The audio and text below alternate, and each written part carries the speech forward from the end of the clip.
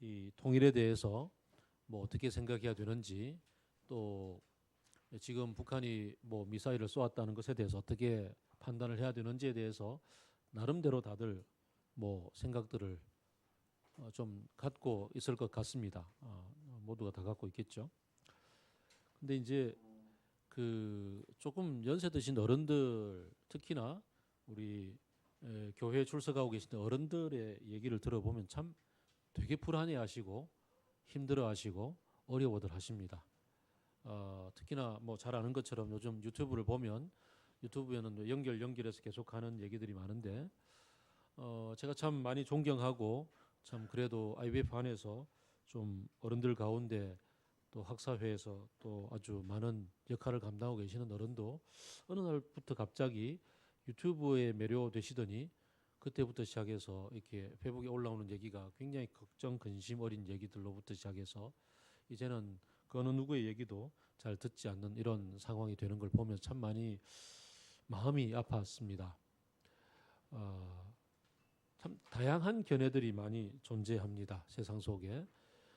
오늘날 우리가 살아가는 이 속에서도 다양한 견해가 많이 있는 반면에 어쩌면 일제시대 때도 다양한 견해가 꽤 많았었고, 특히나 해방 공간에서는 더더욱이나 그 이 남북이 나뉘어져야 되느니, 온전한 통일이 되어야 되느니, 민족 자강을 세워야 되느니 이런 얘기를 하면서 많은 얘기들이 오고 갔고, 그 가운데서 어떤 이들은 자기의 편이 아니라고 다른 편을 그냥 총으로 쏘아 죽이고, 덕분에 그 이 땅에서 그 전쟁사에서 아주 유명한 말이 있잖아요. 옳은 것이 이기는 것이 아니라 살아남는 자가 아니지. 옳은 이가 반드시 전쟁에서 살아남는 이가 옳다. 전쟁은 항상 뭐 이런 얘기처럼 살아남은 이가 정권을 잡고 그가 독재를 하든 그가 친일을 하든 상관없이 이 땅에서 여전히 추종자를 가지고 있는 이런 얘기들을 많이 봅니다. 왜 갑자기 이런 얘기를 하느냐? 예수님이 사셨던 시대, 그리고 지금 사도 요한이 살고 있는 시대까지 이스라엘에는 우리보다도 훨씬 더 복잡하고 훨씬 더 이렇게 미묘한 주장들과 그리고 행동들이 많이 있었습니다. 이스라엘은 출애굽한 이후로부터 가나안 땅에 들어와서 살아오는 이스라엘 역사 내내 하나님 한 분만이 유일신으로서 그렇게 아주 얘기되어졌고 또 그렇게 믿고 살아왔습니다. 물론 중간중간에 많은 가나안의 그 바알이라든가 아세라든가 이렇게 다른 우상들이 들어와서 혼합되긴 했지만, 그러나 그럼에도 불구하고 여전히 그 선지자들로 말미암아서 계속 정화 작업이 일어났고 유일신 하나님에 대한 생각은 변함이 없었습니다. 그런데 이제 그 바벨론에서 포로로 돌아오고 그리고 나서 뭔가 회복될 것처럼 보였으나 다시 로마가 일어나고, 로마 일어나기 전에 알렉산더가 있었고, 그러고 나서 헬라 문화가 들어오고 나서부터 더 많은 얘기들이 복잡해집니다. 우선 헬라 문화가 뛰어난 문화였기 때문에 헬라를 좇아서 그들의 문화를 그대로 따라 살아야 된다고 생각하고, 그래야 우리가 살 길이 있다고 생각하고 현실주의, 그렇게 주장을 현실주의자들이 있었습니다. 이들이 정권을 잡고 이들이 유대 속에서 뿌리를 내리고 살아갑니다. 흩어졌던 많은 유대인들이 또 돌아오기도 하고 그곳에 살면서 때로는 섞여 살기도 하고 때로는 자기들끼리만의 어떤 주장들을 내세우기도 합니다. 그러면서 하나님만의 유일한 신앙이야 이렇게 다시 외치고 신앙의 순수성을 회복해야 된다고 주장하는 그러한 사람들이 여러 드러났는데, 그 중에서는 무장투쟁을 해야 된다 생각하고 싸웠던 열심당원도 있고, 또 아니다, 후학들에게 가르쳐야 된다고 생각하고 계속 학문 연구에 몰두하고 가르침에 몰두했던 바리새파도 있고, 아마 구한말에 우리 유림이라고 얘기되어지는 분들만큼이나 그렇게 복잡하게, 또 이 세상 다 소용없어, 다 엉망이야라고, 그래서 광야로 나가서 메뚜기와 석청을 먹고 약대 트롯을 입고서 살아가는 에세네파라는 그러한 새로운 공동체주의자들도 있었습니다. 이 공동체주의자들은 의의 선생이라고 얘기되어지는 한 분이 오셔서 우리들을 이끌어낼 것이고, 그분의 빛의 영도를 받아서 우리가 새롭게 회복된 날을 살 것이다, 뭐 이렇게 살아가기도 하고, 어쨌든 굉장히 복잡 다양한 그런 얘기들이 소용돌이 치고 있었습니다. 그러다가 이제 지난주에 말씀드린 것처럼 AD 70년에 디도 장군에 의해서 예루살렘 성전이 무너졌고, 그래서 제사를 드리던 어떤 그런 그룹들, 제사권을 가지고서 종교와 정치를 휘두르고 있었던 지배자들이 사라지고, 그러면서 이제 오직 율법을 해석하고 율법을 해석서를 따라서 실천해 나가야 되는 가르침에만 몰두하게 되는 그런 유대주의자가 살아남게 되고, 또 한편 헬라화 되어버린, 그래서 이미 생각과 문화와 방향들이 바뀌어진 그런 사람들도 존재를 했었습니다. 아무튼 오늘날만큼이나 복잡하고 아주 다양한 생각들과 행동들과 문화가 얽혀 있던 그 팔레스틴. 그래서 그 로마에서 총독으로 파송받아서 다른 지역으로 갈 때에 특히 이 예루살렘 총독으로 오는 것은 극구 꺼려했다라는, 그래서 거기 가면 좌천 뭐 이렇게 생각할 정도로 아주 힘들어 했었던 로마사 얘기가 있습니다. 그런 가운데 특별히 이제 그 예수님 시대로 이제 올라가서 요한이 기록하고 있는 예수님 시대 이야기, 뭐 같이 살았지만 어쨌든 회고해보는 예수님의 이야기를 오늘 보게 되는데요. 예수님이 오시기 전에 그의 길잡이가 왔었다라고 얘기를 하죠. 그의 길잡이 세례 요한을 소개합니다. 과거에는 뭐 우리도 그랬잖아요. 왜 그 뭐 장관 그러니까 뭐 육부 대신이라든지 혹은 임금이 가면 앞에 그 나팔 불고서 쉬 물러거라 이런 사람들 있잖아요.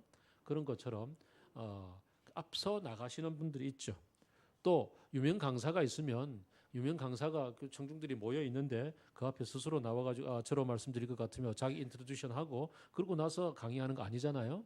사회자가 나와서 이분으로 말씀드리면 뒤에 오실 이분은 이러고 쭉 안내를 하고 나간단 말이죠. 그런 것처럼 안내자가 있었다. 바로 그가 세례 요한이다라고 얘기를 합니다. 그 세례 요한의 얘기가 오늘 본문인데요. 세례 요한에 얽힌 얘기를 이해하기 위해서 우리는 다시 또 구약의 얘기를 또 좀 해야 합니다. 구약.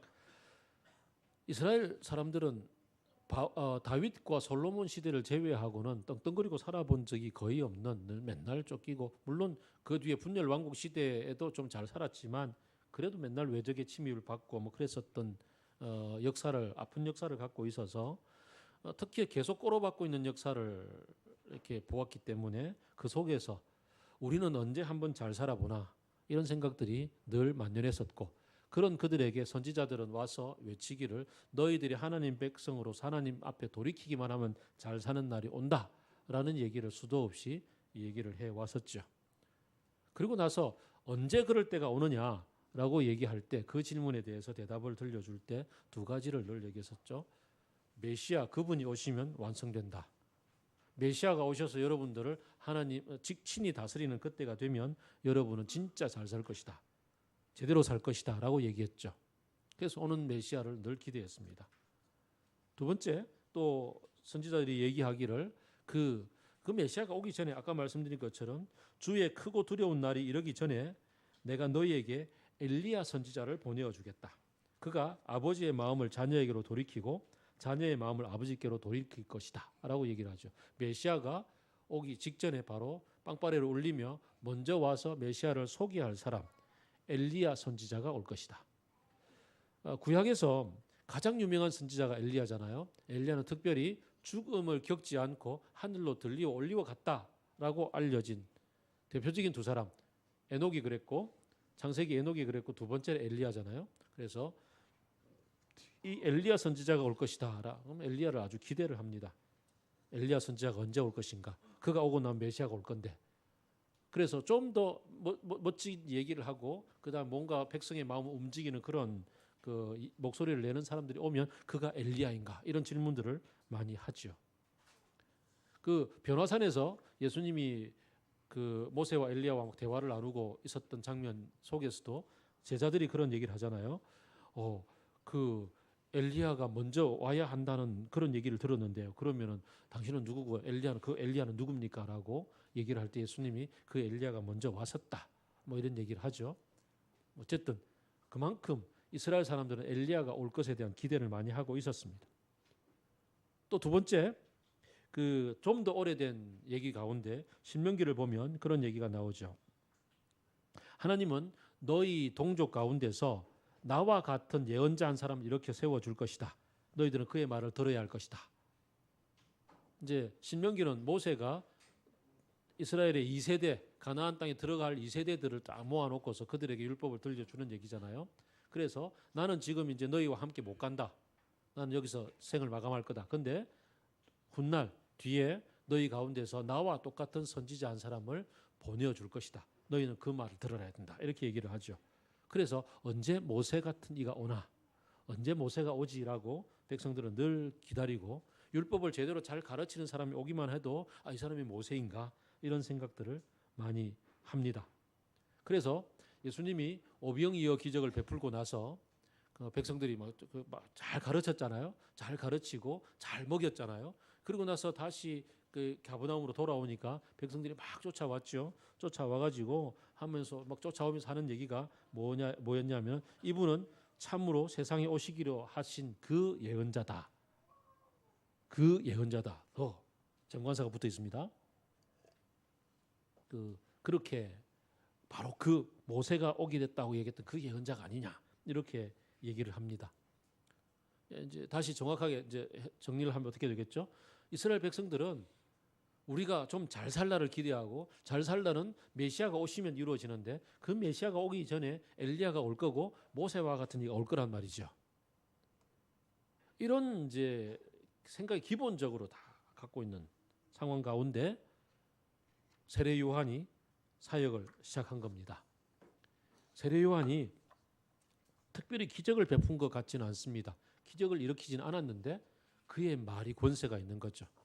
그의 말이 율법을 제대로 해석하고 율법을 제대로 선포하고 뿐만 아니라 직위, 고하, 남녀노소를 가리지 않고 죄를 그대로 지적해 주는 거죠.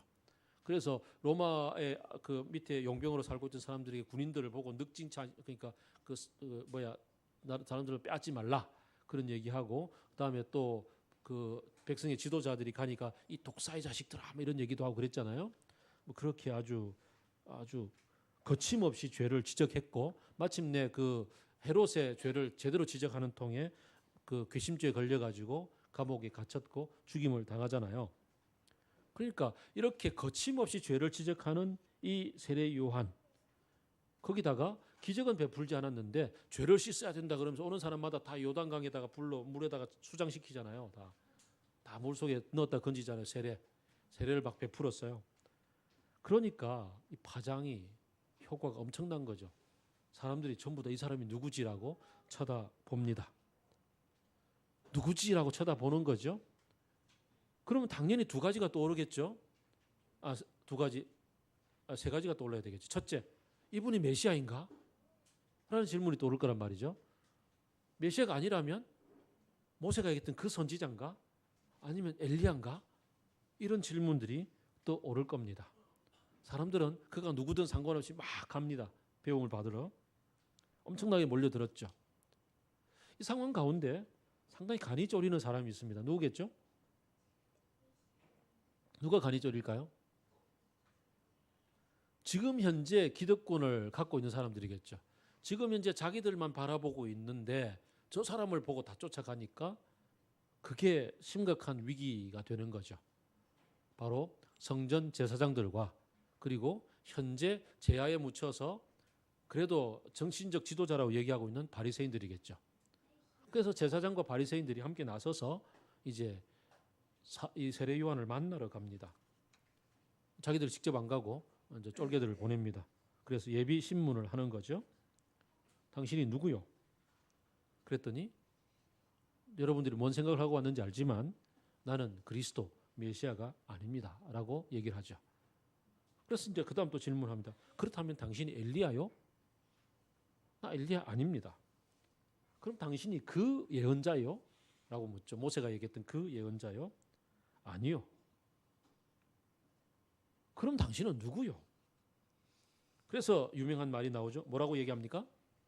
나는 광야에서 외치는 자의 소리요. 광야에서 외치는 자요도 아니고 광야에서 외치는 자의 소리요 라고 얘기하죠. 광야에서 외치는 자의 소리에서 IBF에서 나오는 학사 잡지 이름이 뭐죠? 소리지가 되죠, 그죠? 소리지. 광야에서 외치는 자의 소리를 감당하고 있는지는 잘 모르겠습니다만은 어쨌든 소리. 광야에서 외치는 자의 소리 하면 우리는 좀 낯설어 보이지만 그래도 이스라엘 백성들은 또 이게 뭔지 또 알아요. 이게 뭔지를 또 잘 알아요. 이사야의 말씀이죠. 이사야서 40장 3절부터 11절을 보면 그 바벨론 포로로 잡혀갔던 백성들이 다 돌아옵니다. 돌아왔을 때 이 기쁜 소식을 들고서 이제 그 기쁜 소식을 전하는 자의 발걸음이여 이러고 이제 복음 들고 산을 넘는 자의 아름다운 발걸음이여 이런 얘기 나오잖아요. 그래서 얘기합니다. 또 그 다음에 여기 이제 이스라엘 얘기는 두 가지가 함께 어우러지는 중첩된 메시지죠. 이스라엘 백성이 바벨론에서 돌아올 것에 대한 가까운 얘기와 그 다음에 또 그 다음 메시아가 와서 회복시킬 것에 대한 얘기를 두 가지를 동시에 얘기를 합니다. 그래서 광야에서 주님께서 오시기를 닦아라. 사막에 우리의 하나님께서 오실 큰 길을 곧게 내어라. 모든 그 계곡을 메우고 모든 산과 언덕을 깎고 거친 길은 평탄케 하여라. 주님의 영광이 나타날 것이니 모든 사람이 그와 함께 그 영광을 볼 것이다. 그래서 선지자가 뭐라고 외칠까요? 라고 물었더니 하나님이 가라사대 모든 육체는 풀이요 그의 모든 아름다운 들의 꽃과 같을 뿐이다. 주님이 입김을 불면 꽃은 마르고 풀은 시든다. 반대군요. 풀은 시들고 꽃은 마른다. 아니네. 풀은 마르고 꽃은 시든다. 어쨌든 그러나 우리 하나님의 영광은 영원히 서 있다. 너는 아름다운 소식을 전하라. 두려워하지 말고 소리를 내어 외쳐라. 여기에 너희 하나님이 계신다. 만군의 주 하나님이 오신다. 그가 권세를 잡고 친히 다스릴 것이다. 그는 목자와 같이 그의 양떼를 먹이고 어린 양을 팔로 모으고 품에 인도하시며 젖을 먹이는 어린 양들, 어미 양들을 조심스럽게 이끌어 주실 것이다. 하나님이 오신다. 하나님이 다스리신다. 라는 것을 외치라라고 이야기를 한단 말이죠. 나는 광야에서 외치는 자도 아니고 외치는 자의 목소리에 불과합니다. 라고 얘기합니다. 그리고 그 유명한 말, 나는 뒤에 오실 그분의 신들매조차 풀 것을 감당하지 못합니다. 신들매가 무슨 뜻이던가요? 신들매는 순우리말. 옛날에 개역 한글에 나왔죠. 신들매는 우리 요즘 말로 바꾸면 신발끈. 신발끈 메고 풀고 하는 것도 감당하지 못한다. 이건 종이 하는 일인데 그러한 종의 역할도 감당하지 못할 사람입니다. 라고 얘기를 하죠. 참 여기서 저는 이 세례 요한이 도대체 어떻게 이런 마음을 갖게 됐을까? 그런 생각을 해봅니다. 세례 요한이 겸손하다는 것은 누구나 알겠는데 세례 요한이 외치는 자의 자도 아니고 외치는 자의 소리라고 얘기할 만큼 그렇게 얘기하는 건 뭘까? 왜 옷이 사람을 만든다 그러잖아요. 어떤 옷을 입느냐에 따라서 그 사람이 달라지고 다른 행동을 하게 마련입니다. 아무리 멋진 지위가 있는 사람도 그 예비군복 입히면 깨구리복 입고 가면 깨구리복에 맞는 행동을 하고 그 다음에 또 아무리 그 허름한 옷을 입고 뭐 그냥 살던 사람도 왕자의 옷을 입히면 왕자처럼 행동을 하는 게 마찬가지인데요. 세례 요한이 그동안 아무리 낙타 털옷을 입고 꿀과 석청을 먹고 이렇게 광야에서 금욕하며 살았던 수도원 생활을 했다 하더라도 어느 순간 그가 외치기 시작했는데 수많은 사람들이 앞에 모여들고 그리고 권력 있는 사람들도 그의 앞에 나와서 세례를 받고 회개하고 돌아가는 모습을 보면 딴 생각이 들 만도 하거든요. 참 많은 사람들이 그렇잖아요. 많은 사람들이 그렇게 딴 생각이 들 것 같은데 그렇지 않단 말이죠. 아까 제가 6월 13일 날 제 얼굴이 TV에 나온다고 얘기했죠.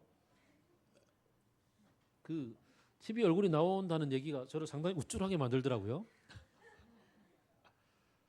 근데 더 내밀한 얘기가 있습니다. 그 제가 그 한 석주 전인가 석주 전에 그 가족 여행을 떠나는 중에 그 운전대를 잡고 가는 중에 EBS의 그 작가가 전화를 했습니다. 그 지금 조현병으로 말미암아 살인 사건도 나고 이런 일들 때문에 여론이 안 좋은데 내가 생각해 볼 때 다 강제 입원시켜야 될 것은 아닌 것 같고 더불어 같이 살아가는 뭔가 있을 것 같은데 그런 시각으로 찾다 보니 작가님의 책을 보게 되었습니다. 그러면서 이 작가님이라고 저를 불러주는 거죠.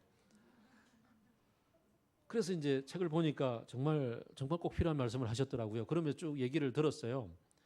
쭉 얘기를 나누는데 그래서 그런 쪽으로 취재를 하려고 하는데 하고 쭉 저에게 이제 예비 인터뷰를 시작을 했어요. 근데 얘기를 들어보니까 뭘 잘 많이 모르더라고요. 그래서 뭐 쭉 얘기를 하다 보니까 점점 제가 전문가가 되어 가고 있었어요. 얘기 중에. 그리고 이제 전화를 다 끊었죠. 그리고 이제 휴게소에서 이제 같이 그 뭐 커피 한잔 하면서 얘기를 하는데 아내가 그러더라고요. 당신이 꼭 뭘 다 잘 아는 사람 같다고. 사실 그 정말 애쓰고 수고하는 분들은 이 정신보건복지에 수고하고 계시는 이 복지사들 분들인데 왜 당신의 이름을 자꾸 내냐고. 그래서 한 대 얻어맞고 선지자의 목소리를 듣고 다시 전화를 했죠. 전화를 해서 사실은 저는 뭐 옆에서 그냥 이웃으로 있었을 뿐이었고 저에게 이 모든 것들을 가르쳐주고 또 실제로 애쓰고 수고하시는 보건복지사들이 있다고. 이분들을 연락처를 알려줄 테니까 그분들하고 컨택하고 실제로 그렇게 촬영하는 게 좋겠다. 알려주었고 일이 진행이 되었습니다.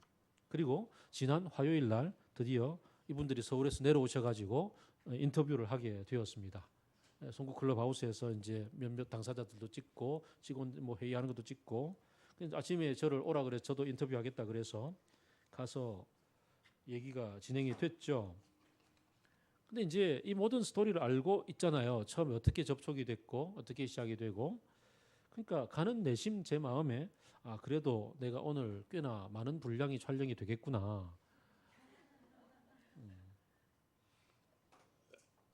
근데 갔더니 당사자들과 기타 모든 일을 진행하고 있는 직원들하고 이런 얘기들을 다 이제 PD가 달려가고 있고 저는 왔어요 그러고는 한참을 기다리다가 나중에서 잠깐 촬영하고 밥만 먹고 갔어요. 마음이 어땠겠습니까? 기대하고 갔는데 뭔가 대접받을 거라고 생각했는데 근데 전문가는 따로 있고 난 정말 전문가가 아닌 그저 이웃 그 송국에 늘 일주일에 한 번씩 오셔서 점심 반찬을 맛있게 해주시는 분이 있거든요. 이분하고 인터뷰하는 시간보다 제 인터뷰 시간 더 짧았어요. 참 그렇더라고요. 이런 나 자신의 마음을 보면서 오늘 세례 요한을 묵상을 하는 거죠. 아니 조그마한 이런 부분에서도 내가 난데라는 생각을 갖고 하기가 쉬운데 근데 이스라엘 전체가 기다리고 있는 사람인데 이스라엘 전체가 대망하고 있는 사람이 아니냐고 묻고 있고 또 사실은 그러한 입장이 될 만한 사람인데 그런 분위기 속에서 와서 당신이 그입니까? 라고 묻고 당신이 그 선지자냐고 당신이 엘리야냐고 그렇게 질문을 하는데 거기에 난 아니요. 그럼 당신은 누구요? 라고 했을 때 그분이 오시는 길을 평탄케 하기 위해서 오시는 그 길을 닦는 사람도 아니고 그 닦는 사람이 외치는 소리입니다. 라고 자신을 얘기할 수 있는 이 세례 요한의 이 자기 인식은 도대체 어디에서 비롯되는 걸까?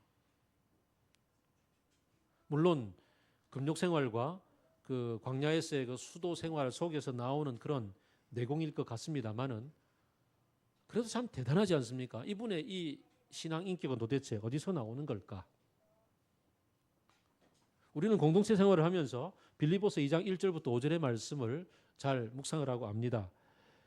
그러므로 그리스도 예수 안에서 여러분에게 무슨 격려나 사랑의 무슨 위로나 성령의 무슨 교제나 무슨 동정심과 자비가 있거든 같은 생각을 품고 같은 사랑을 가지고 뜻을 합하여 한 마음을 가지십시오. 그 한 마음은 곧 예수 그리스도의 마음입니다.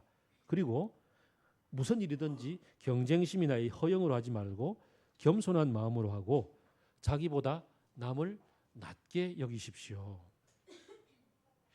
자기보다 남을 낮게 여기십시오. 알겠는데 그게 참 쉽지가 않잖아요. 특히나 어떤 상황이 쉽지가 않느냐 하면 내 속에 무슨 격려할 말이나 사랑에 무슨 위로할 거리나 성령의 무슨 교제를 나눌 거리가 내 속에 있거든. 다시 말하면 내 속에 할 말이 있는 거예요.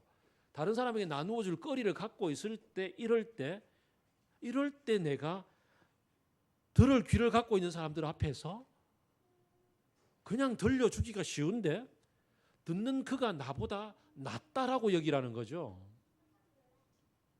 이게 얼마나 어려우냐고요. 특히나 저같이 이렇게 늘 설교를 하는 사람일수록, 가르치는 사람일수록 이게 얼마나 힘든 일이냐고요.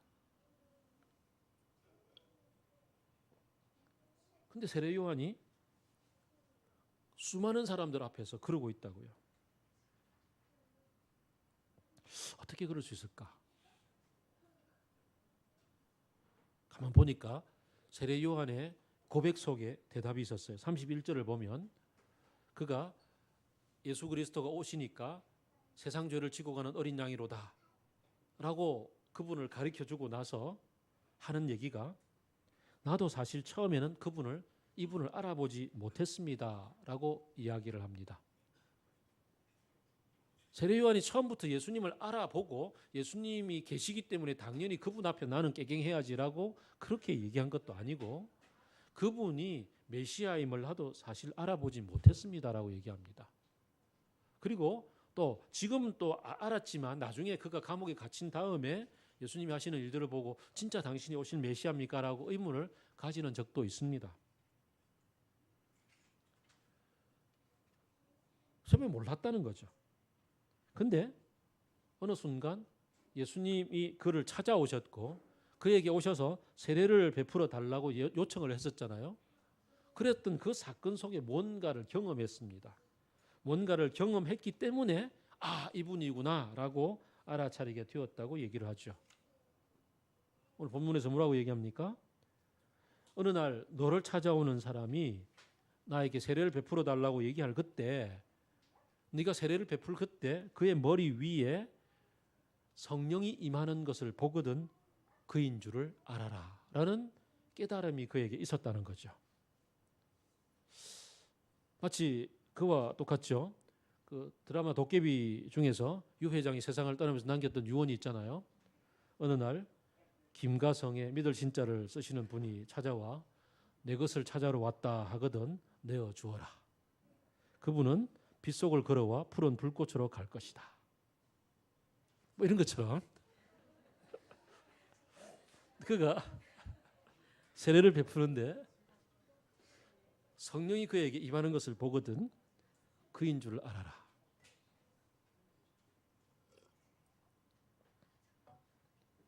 성령이 임하는 것을 보는 게 중요하다는 거죠. 일을 하는데 내가 뭔가 나눔거리가 있어서 열정을 가지고 오늘 깨달은 말씀을 가지고 막 나누겠다고 이렇게 왔는데 나에게 귀를 기울이고 있는 내 앞에 앉아있는 우리 목원들 한 사람 한 사람 앞에서 그에게 임한 성령을 알아차리는 것. 그가 성령의 사람인 것을 알아차릴 때 이분이시구나 라고 알아차리고 그리고 그 앞에 겸손해질 수 있다는 거죠. 뭐 늘 자주 듣는 예 중에 하나가 바로 마더 테레사의 얘기이지 않습니까? 마더 테레사가 그 수녀로 살면서 수녀 학교에서 밑에 있는 어린 수녀들을 가르치는 교사로 있는 가운데 캘커타에서 이 갇혀져 있는 폐쇄 공간에서 자기들끼리만의 세계 속에 살다가 어느 날 출장을 가기 위해서 캘커타 역을 갔는데 여기에서 구걸하고 있는 목이 마르다고 배고프다고 나에게 물 한 잔 살 수 있는 돈을 달라고 물 한 모금만 달라고 손을 내밀고 있는 거지를 만났을 때 그 거지에게 임하는 성령을 만났고 그 거지의 목소리가 곧 예수님의 목소리로 들렸고 거지가 곧 변장하고 찾아오신 예수 그리스도인 것을 알아차렸죠. 지극히 작은 자에게 한 것이 곧 내게 한 것이니라 라는 예수님의 말씀과 더불어서 바로 그거죠. 우리가 살아가는 가운데 나의 도움이 필요해서 찾아오시는 한 분에게 오늘도 이제 그 한 분 찾아오셔서 이렇게 늘 우리에게 도움을 요청하시는 천사분들을 만날 때 나의 도움이 필요해서 나에게 상담을 요청하는 한 교우를 만날 때, 혹은 배고프다고 울고 있는 아이를, 힘들다고 울고 있는 아이를 보듬고 안고 있을 때, 직장에서, 이웃에게서, 어떤 곳에서든 누군가에게 성령이 임하시는 모습, 그분이 하나님의 형상인 것을 알아차리는 순간, 그럴 때 주님이 오셨구나, 주님 앞에서의 겸손함을 깨닫게 되는 거죠.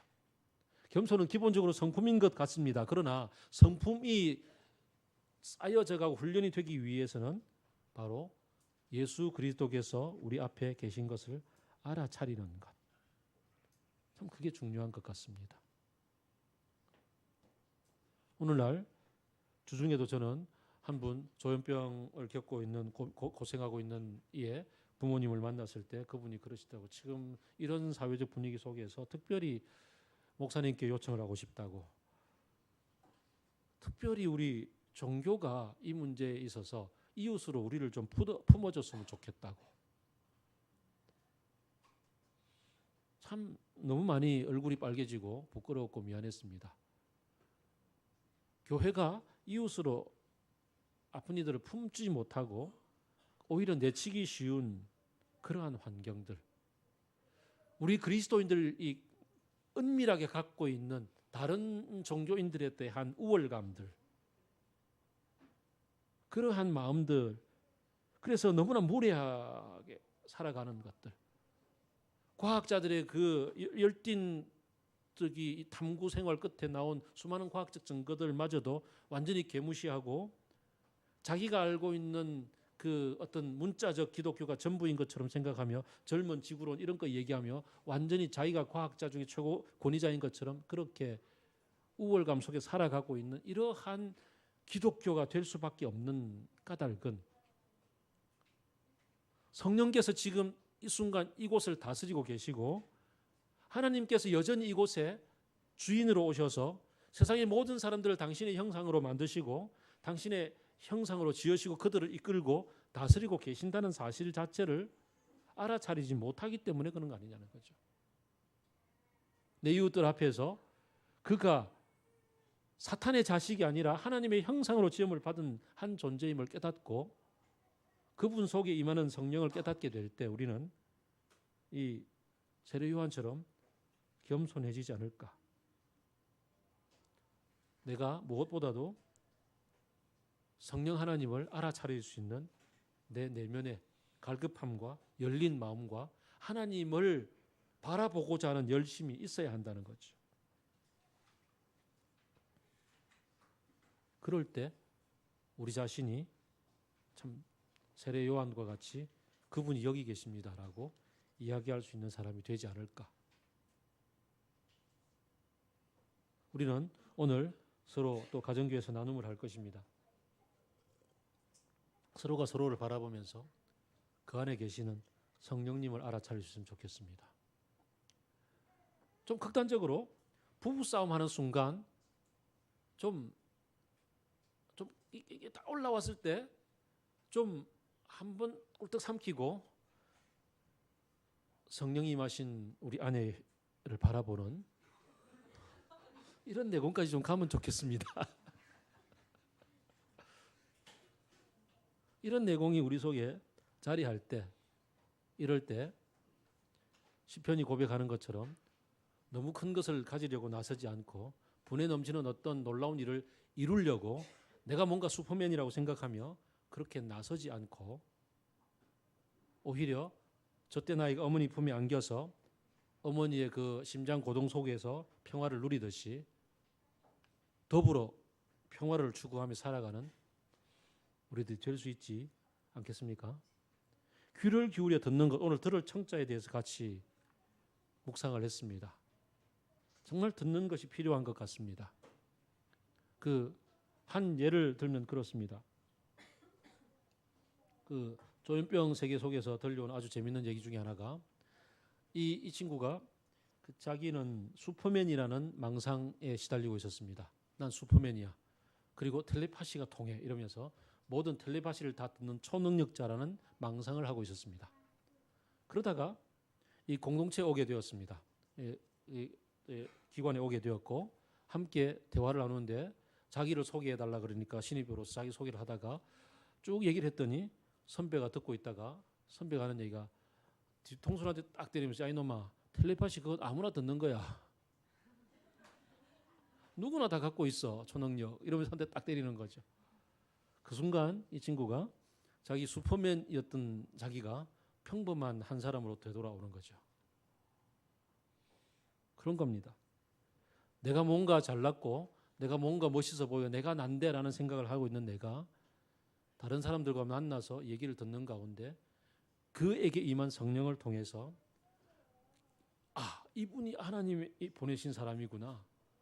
이분 속에 예수 그리스도가 임하고 계시구나 라는 것을 알아차리는 순간 그분이 초능력자임을 그분이 나에게 들려줄 얘기가 있음을 알게 됩니다. 그래서 겸손해질 수 있게 되는 거죠. 광야에서 외치는 이의 소리. 한편 그 다음으로 생각을 해봅니다. 세례 요한은 어떻게 자기 자신을 광야에서 외치는 자의 소리라고 알 수 있었을까?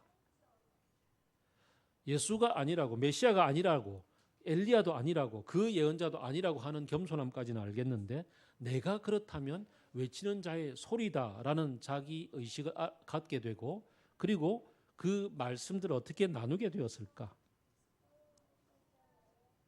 가만 생각해 보면 일단 오랜 묵상의 시간이 좀 중요할 것 같습니다. 오랜 묵상과 수도 생활 가운데 구약의 말씀들을 묵상하고 하는 가운데 아마 이스라엘에 대한 하나님의 꿈, 하나님의 희망, 하나님의 계획 이런 것들을 차근차근 알아차리는 시간이 되지 않았겠습니까? 많은 이들이 암송하고 있는 이 구약을 그도 같이 묵상을 했습니다. 그리고 자신이 살고 있는 시대를 묵상을 할 수 있었겠죠. 아직 메시아는 오지 않았고 엘리야도 오지 않았고 그 선지자도 오지 않은 것 같고 그렇지만 분명히 말씀은 온다 그랬으니 그렇다면 내가 깨달은 이 말씀을 들고서 나는 어떻게 살아야 할까? 오실 그분이 내가 아닌 것은 틀림이 없는 것 같으니 내가 그분은 아닌 것 같고 적어도 메시아를 소개할 그 분이 오실 그 목소리라도 내가 같이 나누는 것이 필요하지 않을까? 어쩌면 이렇게 자기 자신의 정체성을 깨달아가는 과정이 있었지 않을까 생각을 해봅니다. 누가 얘기했던 것처럼 태어나자마자 태어나면서 응애 대신에 천상천하 유아독존 이런 걸 외치고 태어나지는 않았을 것이니까 그도 자랐고 자람의 세월 이후에 내가 수도 생활을 결심하고 광야로 가서 석청과 메뚜기를 먹으며 에스네파에서 함께 스승으로부터 배우며 그렇게 말씀을 묵상해가는 가운데 깨달은 말씀을 나누고 싶어서 찾아왔고 나누었고 그래서 광야에 외치는 자의 소리라는 자기 인식을 갖게 되지 않았을까? 천천히 상식적으로 생각해 보면 그렇게 될 것 같습니다. 그럼 나는 누구인가? 나는 이 땅을 살아가면서 적어도 내가 그리스도인으로 부름을 받은 나는 누구인가? 적어도 세례 요한처럼 우리는 말씀을 묵상하며 말씀 가운데 내가 누구인지를 알아차리는 그러한 자기 인식의 과정이 있어야 할 것 같습니다. 고린도후서 4장 5절은 얘기하기를 우리는 우리 자신을 전하는 것이 아니라 예수 그리스도를 주님으로 선포합니다. 우리는 예수로 말미암아 우리 자신을 여러분의 종으로 소개합니다라고 바울이 자기 깨달음을 나누고 있습니다. 그러면서 고린도후서 똑같은 2장 15절을 보면 우리는 그리스도의 향기입니다 라고 얘기합니다. 그리스도의 향기. 그리스도를 따라서 그리스도가 개선 행진을 해나가고 있을 때 왜 로마군이 개선 행진을 쫙 하면 옆에서 먼저 앞서가면서 화동들이 꽃을 막 뿌리잖아요. 꽃을 뿌리면 이제 향기가 쫙 진동을 합니다. 그 향기 중에 하나라는 거죠. 내가 그리스도를 만났고 그리스도로 말미암아 내 삶이 바뀌었고 그리스도로 말미암아서 내가 누리게 된 나의 어떤 은혜가 내 속에 어떤 영향을 미치고 있는지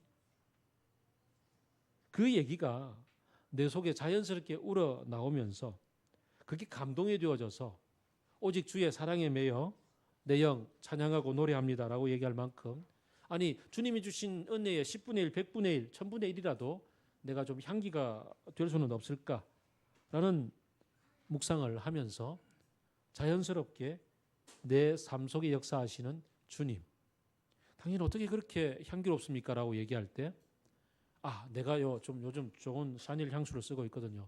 샤넬 넘버 몇 번? 뭐 그런 게 아니라 내가 저분을 만났거든요. 저분이 나를 이렇게 하라고 하셨어요라고 그렇게 예수 그리스도를 소개할 수 있는 그런 내 삶이 돼야 되지 않겠습니까? 결국 말씀을 묵상하고 주님을 만나서 주님이 나의 삶 속에 어떤 역할을 해주셨는지를 이렇게 조금씩 내가 알아차려가는 그만큼이나 내가 바뀌어져 가고, 그래서 그리스도의 향기로 살아갈 수 있고, 그렇게 하면 참 좋겠습니다. 내가 내 속에 계시는 예수 그리스도가 내가 아니며 그분으로 말미암아 나는 그의 신발끈을 풀고 매는 것조차 감당하기 힘들지만 그분이 나를 이렇게 살려주셨기 때문에 그저 좀의 여기까지라도 할 수 있습니다라고 얘기할 수 있는 사람. 주님이 지금 나와 함께 동행하고 계시고 주님이 나를 다스리시는 분이라는 것을 내가 내 온 몸으로 온 인격으로 알아차리고 실제로 동행하고 있을 때 그게 가능하죠. 그렇지 않으면 우리는 내가 알고 있는 진리가 전부인 양 착각하고 내 안에 계신 예수 그리스도가 나인 줄 착각하며 남들을 무시하고 평가하고 비판하고 정죄하고 우월감에 젖어 살아가기가 매우 쉽다는 사실. 왜냐하면 주님을 배반하고 선악과를 따먹었던 원죄가 바로 나를 높이는 것이니까요. 우리 속에는 그런 인자가 누구나 다 있어서 겸손을 가장한 교만이든 교만으로 그냥 포장되어 있는 교만이든 상관없이 우리는 나를 높이기를 워낙 좋아하기 때문에 주님이 바꿔주신, 주님께서 지금 나를 주관하고 다스리고 계시는 것을 실제로 고백해야만, 받아들여야만, 뼈저리게 그걸 느끼고 실제로 동행하고 살아가야만 조금이라도 그래도 겸손함을 세례 요한처럼 내가 누구인지를 알아차리게 되는 것 같습니다. 그래서 오늘도 우리는 말씀 앞에 앉아있고 주님과 동행하며 그 주님이 나를 다스리고 계시는 것에 대해서 고백하며 살아갈 수 있기를 바랍니다. 그래서 너무 높은 것, 너무 많은 것, 분에 넘치는 어떤 것이 다 내 것인 양 착각하지 않고 오늘도 주님이 주시는 만큼 기뻐하고 주님과 동행하는 것만큼 즐거워하며 만족해하며 그렇게 살아가는 행복한 그런 삶이 되기를 소망해 봅니다. 같이 기도하겠습니다.